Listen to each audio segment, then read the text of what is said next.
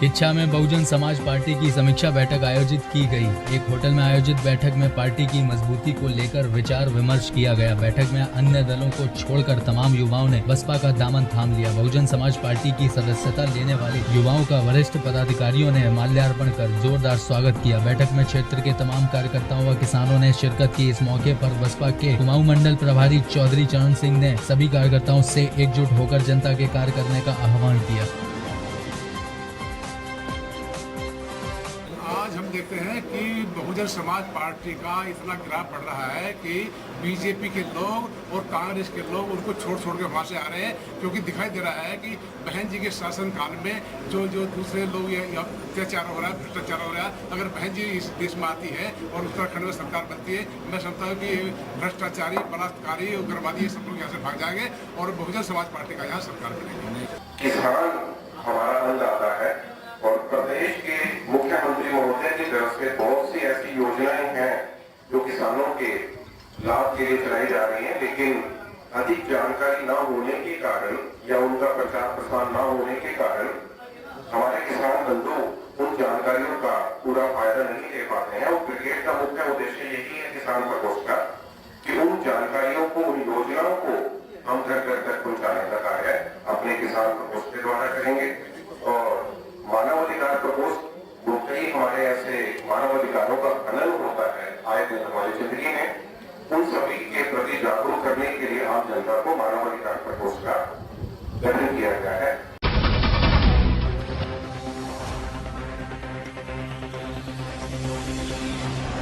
केंद्र सरकार द्वारा उत्तराखंड में स्वीकृत किए गए नेशनल लॉ यूनिवर्सिटी के निर्माण का मामला लापरवाही के कारण अधर में लटका हुआ है। उत्तराखंड की भाजपा व कांग्रेस की सरकारों पर यूनिवर्सिटी निर्माण में लापरवाही का आरोप लगा है। यूनिवर्सिटी के निर्माण का वर्ष 2010 में शासनादेश जारी होने के 4 वर्ष बाद भी सरकार भूमि का चयन नहीं कर पाई है। लॉ विश्वविद्यालय के निर्माण को लेकर किच्छा के समाज सेवी डॉक्टर भूपाल सिंह ने भाकुनी उच्च न्यायालय नैनीताल में जनहित याचिका दायर की है। मामले की जानकारी देते हुए समाज सेवी डॉक्टर भूपाल सिंह ने बताया कि प्रदेश सरकार ने उत्तराखंड के भवाली में राष्ट्रीय लॉ विश्वविद्यालय के निर्माण का शासनादेश जारी किया था, पर 4 वर्ष तक सरकार ने कोई कार्रवाई नहीं की, जिसके बाद उन्होंने हाईकोर्ट नैनीताल में याचिका दायर कर दी है। देखिए, नेशनल लॉ यूनिवर्सिटी भवाली के लिए स्वीकृत हुई थी 2010 में, जिसमें गजट नोटिफिकेशन हो चुका है और भारतीय जनता पार्टी की और कांग्रेस की 2 सरकारें इस बीच में आई, लेकिन इनकी मंशा साफ नहीं थी। ये भवाली में जगह नहीं दिलवा पाए और मैंने जब 2014 तक यूनिवर्सिटी का चयन नहीं कर पाए, जगह का चयन नहीं कर पाए, तो मैंने इसमें एक PIL दाखिल करी माननीय उच्च न्यायालय उत्तराखंड में। और उस PIL में माननीय चीफ जस्टिस ने संज्ञान लेते हुए उस PIL को एडमिट करते हुए गवर्नमेंट को, शासन को नोटिस जारी किया और भवाली में जमीन एक्वायर करने के लिए कहा, निर्देश दिए। लेकिन क्योंकि भवाली में जगह उपलब्ध नहीं हो पाई, तो मैंने पुनः माननीय न्यायालय से अप्रोच की और अपना एफिडेविट दिया कि अगर भवाली में जगह नहीं मिल पाती तो 3 जगह हैं, जिसमें HMT रानीबाग और पन्नगर यूनिवर्सिटी और तीसरा किच्छा में जो एक्वायर की गई है लैंड, प्राग फार्म और किच्छा केसर शुगर फैक्ट्री की, तो इसमें से ज़मीन एक्वायर करके नेशनल लॉ यूनिवर्सिटी को दिया जाए।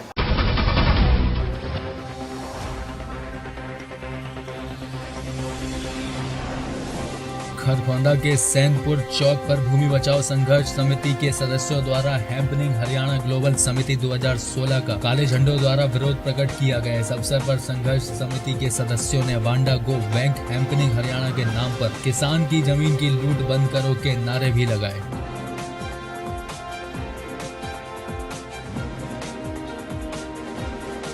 आज ये विरोध प्रदर्शन जो हरियाणा सरकार द्वारा हैपनिंग हरियाणा के नाम से लीला होटल गुड़गांव में जो डील की जा रही है, उसके विरोध में ये जो विरोध प्रदर्शन है। और ये विरोध प्रदर्शन यहाँ के अलावा भी कई जगह और भी है।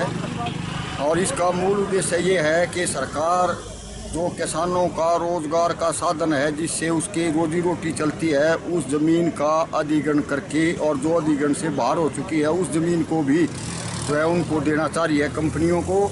और सीधा इसके ऊपर जो है मतलब दलाली है।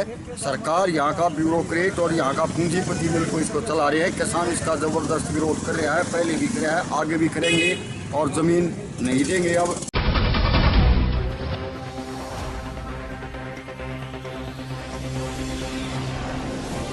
मोगा की संस्था सेवा सोसाइटी, जो कि पिछले 10 सालों से लावारिश मिली लाशों की अंतिम संस्कार पूरी विधि विधान से करती है और संस्कार करने के बाद उनकी अस्थियां भी जल प्रवाह करके उनकी आत्मा की शांति के लिए श्री गुरु ग्रंथ साहिब जी की पाठों के भोग भी डालती है। इसी कड़ी के तहत मोगा जिला की समाज सेवी सोसाइटी की ओर से आज 33 लावारिश लाशों की अस्थियां जल प्रवाह की गयी और करीब पिछले 6 महीनों से जो लावारिश लाशें मिली थी उनके भी अंतिम संस्कार करने के बाद उनकी अस्थियों को जल प्रवाह किया गया। इस बारे में जानकारी देते हुए समाज सेवा सोसाइटी के प्रधान गुरुसेवक सिंह ने बताया,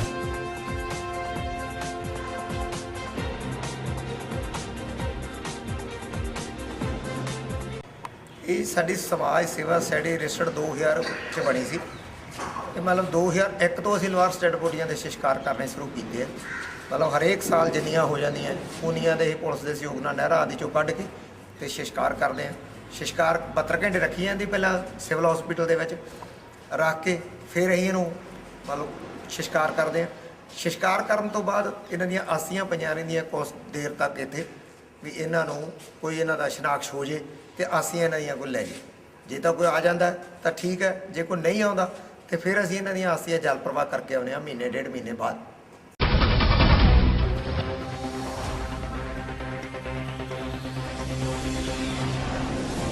रामपुर कोतवाली शहर के बाग छोटे साहिब में एक घर की छत पर लगे एयरटेल के टावर में शॉर्ट सर्किट से भीषण आग लग गई। आग जलती देख आसपास के लोगों में अफरा तफरी मच गई और घरों से निकलकर बाहर सड़कों पर आ गए। स्थानीय निवासियों की सूचना पर फायर ब्रिगेड की गाड़ी मौके पर पहुंच गई और आग पर काबू पाया। इस घटना में कोई हताहत नहीं हुई है। टावर में शॉर्ट सर्किट के कारण आग लगने से स्थानीय लोगों में काफी आक्रोश है। स्थानीय निवासी खलील अहमद का आरोप है कि हमारे आसपास के जितने भी टावर लगे हैं वो मानकों के आधार पर नहीं लगे हैं। आए दिन टावरों में हादसे होते रहते हैं। कई बार जिले के अधिकारियों को भी जानकारी दी गई है और अभी तक ऐसे टावरों पर कोई कार्रवाई नहीं की गई।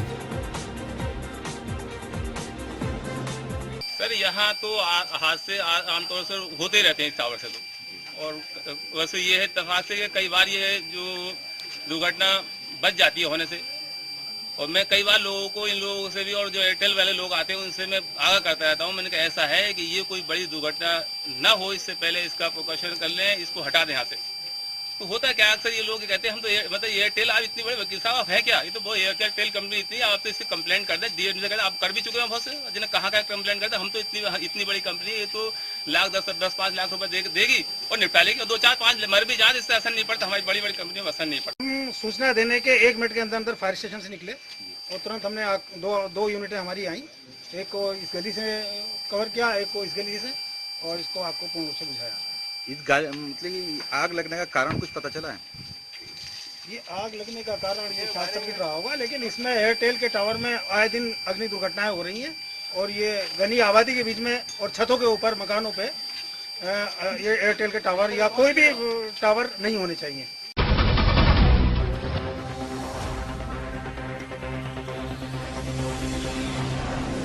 यूपी की जेल हमेशा से ही बदनाम रही है। जेल प्रशासन की एक बार फिर से बड़ी लापरवाही सामने आई है। मिर्जापुर जेल में ही बंद एक कैदी ने पेड़ से कूदकर आत्महत्या कर ली, जिससे कैदियों में हड़कंप मच गया। अपनी पत्नी के कत्ल के आरोप में सजा काट रहे राम सजीवन को 2 फरवरी को जेल में लाया गया था। जेल अधिकारियों ने बताया कि सुबह उसे खाना खाने के लिए बैरक से बाहर निकाला गया था। अचानक ही वह जेल परिसर में स्थित पीपल के पेड़ पर चढ़ गया, जहाँ बंदी रक्षकों ने उसे उतरने को कहा। इस दौरान वो पेड़ से कूद गया। आनंद फानंद में इलाज के लिए जिला अस्पताल ले जाया गया, मगर इलाज के दौरान ही उसकी मौत हो गई। जिलाधिकारी ने इस मामले में मजिस्ट्रेट जांच के आदेश दिए हैं।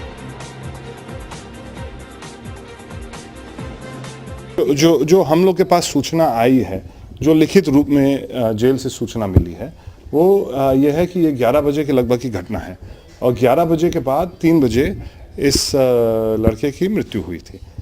11 से 3 बजे 4 घंटे के अंतराल में ना किसी मैजिस्ट्रेट को बुलाया गया उस व्यक्ति की उसका बयान लेने के लिए।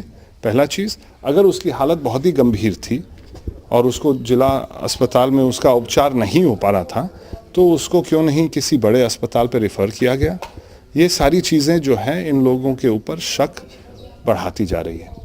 कल जेलर द्वारा ये इत्तला दी गई थी कि एक राम संजीवन नाम के कैदी जो जेल में थे और जो कुसुमहा मड़िहान के रहने वाले थे, वो भोजन लेने के लिए जा रहे थे, किंतु इसी मध्य वो एक पेड़ पे चढ़ गए और वहाँ से कूद पड़े और काफ़ी आहत हुए। उनको जिला अस्पताल लाया गया जहाँ पर उनकी मृत्यु हो गई। इसमें मेरे द्वारा पोस्टमार्टम तो भी हो ही रहा है, उसके अलावा पंचनामे के लिए आदेश कर दिया था।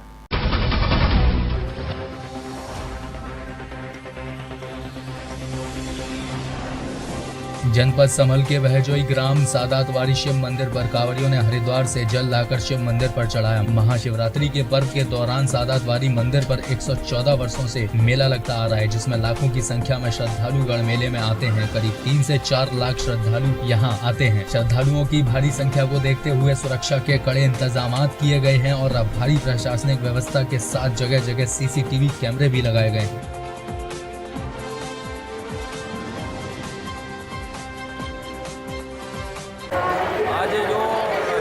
महाशिवरात्रि का मेला है, लगभग 3 लाख भक्त और कांवड़ती आए हैं मेले में। बहुत भारी भीड़ है। पुलिस प्रशासन का पूरा बंदोबस्त रहा है, पूरा सहयोग रहा है। हर रास्ते पर, हर पॉइंट पर पुलिस प्रशासन ने व्यवस्था की हुई है। अपनी पिकेट लगा रखी है, पुलिसकर्मी लगाए गए हैं, हमारे वॉलंटियर्स लगे हैं।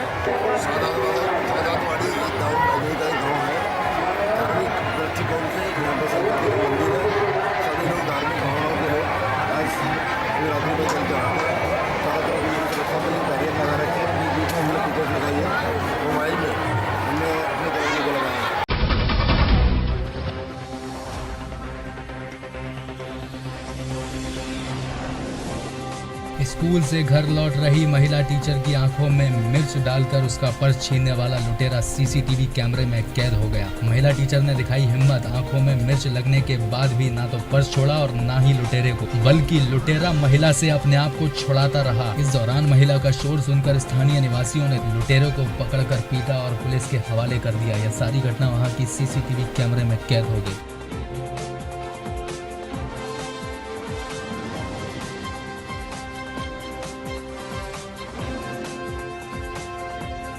मैं हर रोज़ की तरह स्कूल से आ रही थी और पीछे से मेरा एक लड़का लगा हुआ था।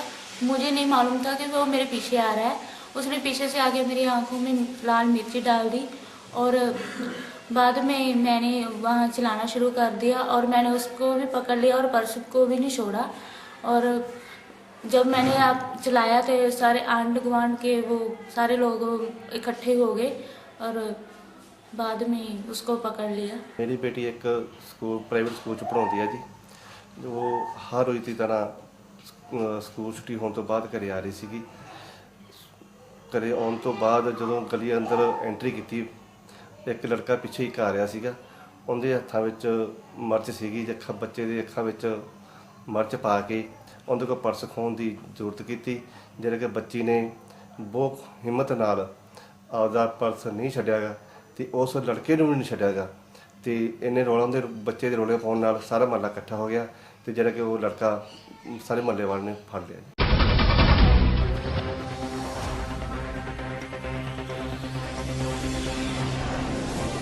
जौनपुर में शिव सेवा संस्थानम द्वारा महाशिवरात्रि को दिव्यांग बच्चों से जागेश्वर नाथ मंदिर में जलाभिषेक कराया गया, जहां विधि विधान से पूजा पाठ भी हुआ। इस मौके पर संस्थानम के संस्थापक निर्वाहक स्वामी अंबुजानंद ने कहा कि शिव के वास्तविक भक्त दिव्यांग व समाज के उपेक्षित लोग ही हैं। जिस प्रकार से भगवान शिव अपने तीसरे नेत्र द्वारा एक आध्यात्मिक दृष्टि देखने में सक्षम है, उसी प्रकार से शिव की कृपा से दिव्यांग भी अपनी छठी इंद्री से सभी प्रकार की चेतना का अनुभव करता है। इसी क्रम में अध्यक्ष विमल सिंह ने कहा कि शिव का अर्थ ही कल्याण है। इसके अलावा अन्य वक्ताओं ने अपना विचार व्यक्त किया।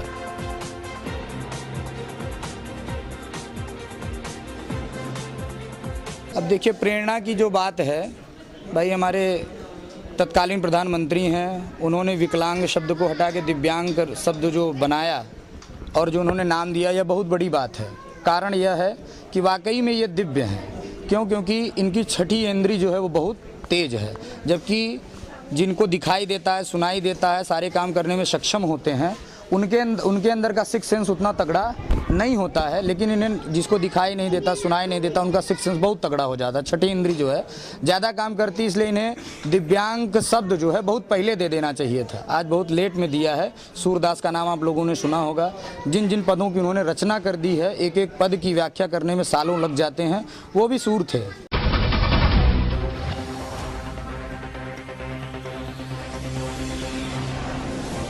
जाट आरक्षण के दौरान हुई गोहाना में तबाही व भाईचारे में आई दरारों को कम करने के लिए गोहाना के गांव खानपुर कला में स्थित महिला मेडिकल कॉलेज के सैकड़ों की संख्या में छात्राओं व मेडिकल स्टाफ ने गोहाना अमर जवान चेक से सद्भावना मार्च की शुरुआत की। इस दौरान आम जनता को फूल देकर दिलों में शांति बनाए रखने की अपील की गई। मेडिकल डायरेक्टर ने बताया कि 28 पीड़ित परिवारों को लगभग 6 लाख करीब सहायता राशि दी जाएगी। मेडिकल डायरेक्टर डॉक्टर RC शिवाश का कहना है कि प्रदेश में हुई आगजनी का कारण गोहाना में भी दर्द की छाप छोड़ गया है, जिससे आम जनता में भाईचारे को लेकर दरारें बनी हुई है। ऐसे में भाईचारा बनाने व पीड़ित परिवारों को सहायता पहुंचाने के लिए सद्भावना मार्च निकाला गया और उनकी सहायता करने के लिए छात्रों व मेडिकल स्टाफ ने अपनी इच्छा से धनराशि जोड़ी है। हम हमेशा हम अपने हॉस्टल में होते हैं, हम अपने हॉस्पिटल में होते हैं, अपने घरों में होते हैं। हम चाहते हैं कि हम ऐसा कुछ करें दुनिया के लिए। जैसे जो भी ऐसी वाली चीज़ें हो रही हैं, जैसे आरक्षण की अभी आंदोलन की आग में हमने देख लिया कैसे हमारा पूरा हरियाणा झुलस गया। हम चाहते हैं कि इन सब के लिए हम कुछ काम करें, लेकिन वो आना, वो घर से निकलना, वही एक पहला कदम जो होता है वही लेना हमारे लिए सबके लिए मुश्किल हो जाता है। तो आज हमने वो कदम लिया तो बहुत ही अच्छा लग रहा है कि हाँ, हम देश में कुछ बदलाव ला सकते हैं। जो ये आगजनी हुई, इस बंद के कारण कुछ लोगों की दुकानें जला दी गई, तो हमने ये सोचा कि संस्थान की तरफ से कोई शांति का, सद्भाव का एक माहौल क्रिएट हो, उसके लिए हम एक शांति यात्रा निकालें। साथ साथ में उन परिवारों की जो एक्चुअली जिनका सारा कुछ उजड़ गया और जो बहुत छोटे हैं, जिनके पास कोई पैन नंबर, टैन नंबर नहीं होते, उनकी सारी मदद करें। जैसे कोई चाय वाला है, कोई चुन्नी वाला है, कोई और है। तीसरा ये है कि जिन लोगों का नुकसान हो गया, जो चोट लगी और जिनको प्लेट लगी हैं, पेप लगे हैं, हमने सबको फ्री कर दिया।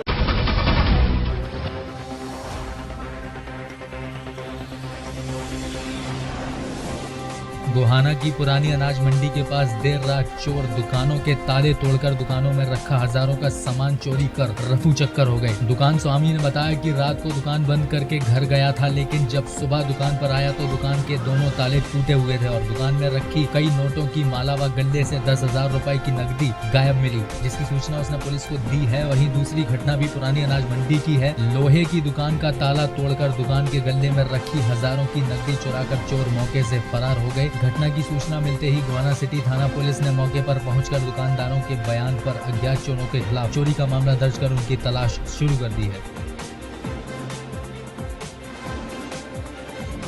मैं शाम को 8 बजे के लगभग दुकान बढ़ाई गया था और सुबह 9 बजे के लगभग आया तो दोनों ताले टूटे हुए मिले। मैंने पड़ोसी से पूछा, भाई तुम इधर देखो, पड़ोसी से पूछा भाई तुमने देखा कुछ, तो इन्होंने कहा कि भाई हमारा ध्यान भी नहीं इधर गया है। तो मैं सारे पड़ोसी बुलाए, फिर हम थाने में गए, वहाँ FIR लिखवाई। वो भी मौका देख के गए हैं। क्या नुकसान हुआ? एक तो मेरी हमारा थी 10-12 हज़ार के लगभग, वो गाय मिली, और गले में 7-8 हज़ार रुपये थे, वो भी गाय मिले सर।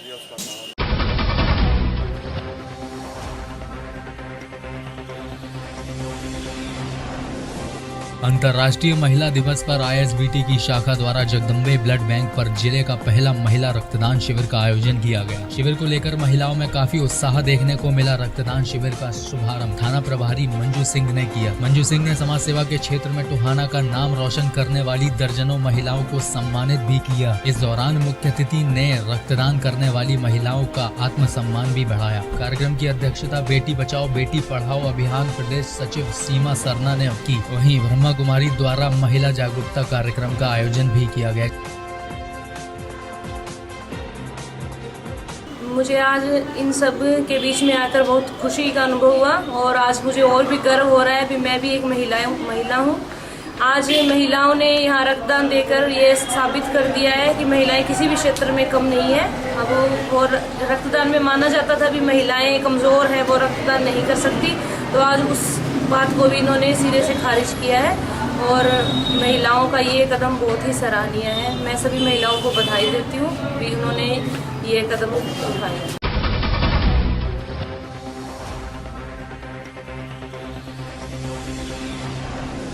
हरियाणा बोर्ड की 10वीं व 12वीं की परीक्षा के पहले ही दिन गोहाना में बने परीक्षा केंद्रों पर जमकर नकल होते दिखाई दी। इतना ही नहीं, परीक्षा देते हुए बच्चे पर्चियों के साथ पेपर देते हुए नजर आए। सरकार द्वारा पेपर पर लगाई गई धारा 144 की धज्जियां भी जमकर उड़ती नजर आई। भिवानी बोर्ड की फ्लाइंग के मौके पर पहुंचे 2 अलग अलग सेंटरों पर 5 बच्चों को नकल करते हुए मौके पर पकड़ा गया। अब तक ये 1 घंटे के अंदर अंदर 5 यूमसी बन गए भाई साहब। ये गोहाना 2 में 3 यूमसी और गोहाना 3 में 2, 2 में 3, गोहाना 3 में 2। कौन कौन स्कूल है सर ये एक तो गवर्नमेंट गर्ल्स है, गोहाना 3 तो, और गोहाना 2 मंडी वाला था। 1 घंटे मंडी वाला नहीं भाई, वो था 1 मिनट, सीआर में 3 यूमसी। ठीक है सर। जिस तरह से प्रशासन दावे कर रहा है बार बार कि नकल रोकने के प्रयास जारी, हम भी देख रहे हैं पीछे नकल हो रही है ना जी। पूरे प्रयास हैं जी। देखो बाहर तो वैसे खड़े हैं लोग, बच्चों के साथ आ रहे हैं, वैसे परीक्षाएं सही चल रही हैं। में सभी प्रकार के इंतजाम हैं, किसी को भी लॉ एंड ऑर्डर अपने हाथ में लेने की इजाज़त नहीं दी जाएगी और नकल को हम पूरी तरह से रोकेंगे। किसी भी प्रकार की, चाहे बाहर से है चाहे अंदर है, इसको नकल को नहीं होगा। सर मैं अभी कुछ स्कूलों का दौरा करके आया हूँ, वहाँ ओपन नकल हो रही है सर, बाहर से भी और अंदर से भी। अभी इसको चेक कराते हैं और जहाँ भी ऐसी शिकायत मिलती है, जैसे अभी आपने बताया, तो इस पर तुरंत कार्रवाई की जाएगी।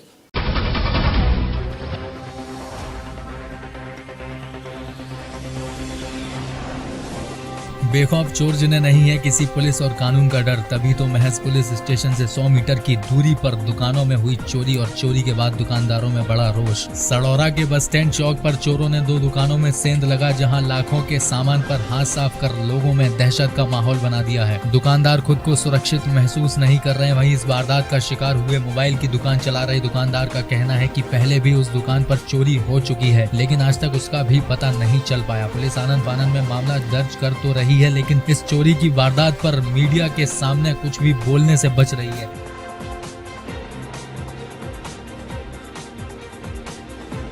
मेरे पड़ोस में सुबह मैं दुकान पे आया तो कपिल गोरी मोबाइल वाले की दुकान में चोरी हुई थी, तो वहाँ पर जाकर देखा कि पुलिस कर्मचारी खड़े हुए थे और फिंगरप्रिंट्स की टीम आई हुई थी, सारे लोग वहाँ पर जमा थे। अभी मैंने अपनी दुकान नहीं खोली थी। अपनी दुकान खोलने के बाद जैसे ही मैंने देखा कि गला खुला पड़ा है और दुकान का सामान बिखरा पड़ा है, छत पे जाके देखा तो दरवाजे का कुंडा टूटा हुआ था और चोर छत के रास्ते से एंटर हुए थे। और कानून व्यवस्था जो है यहाँ पर बहुत जीरो हो चुकी है। दुकानदार भाइयों में चोरियों के प्रति बड़ा भारी रोष है। ये घटना भाई साहब, मेरे को तो सवेरे फ़ोन आया 5 बजे के, ऐसे करके आपका शटर ऊपर उठा पड़ा है। मैं आके देखा तो शटर ऊपर उठा हुआ था, तो अंदर दुकान के अंदर जो मोबाइल पड़े थे सारे के सारे गायब थे, जो बड़े मोबाइल थे। और ऐसी घटना में पहले भी हो गई है। 19 नवंबर को ये ऐसा हुआ था। 19 नवंबर को यही सेम वारदात यही हुई थी। मेरे जितने भी बड़े बड़े मोबाइल थे एंड्रॉयड, वो सब उठा के ले गए थे। और इस बार भी यही हुआ है। कुल मिला कितना नुकसान हुआ? होगा ही नुकसान 1.5 लाख रुपये होगा जी।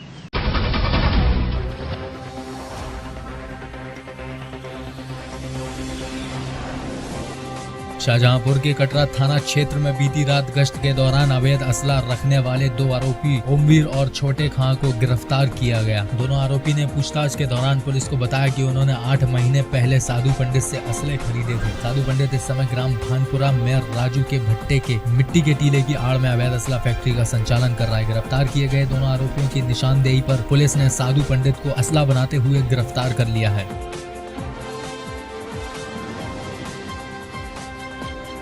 के दौरान 2 व्यक्तियों ओमवीर और छोटे खान को गिरफ्तार किया गया। उनके कब्जे से 315 बोर की एक राइफल, जो कि कंट्री मेड राइफल थी, वो बरामद हुई। दोनों से 1-1। और जो ओमवीर था उसके पास 15 जिंदा कारतूस 315 बोर और छोटे खां के पास 8 जिंदा कारतूस 315 बोर के मिले। और उससे जब पूछताछ की गहनता से तो इन्होंने बताया कि ये असलहा उनको साधु पंडित सन ऑफ मथुरा प्रसाद जो थाना गड़िया रंगीन का रहने वाला है उसने इनको दिया है, उससे लिया है। इनकी निशानदेही पर जब इनके यहाँ दबिश दी गई तो उसको रंगे हाथों साधु पंडित को पकड़ा गया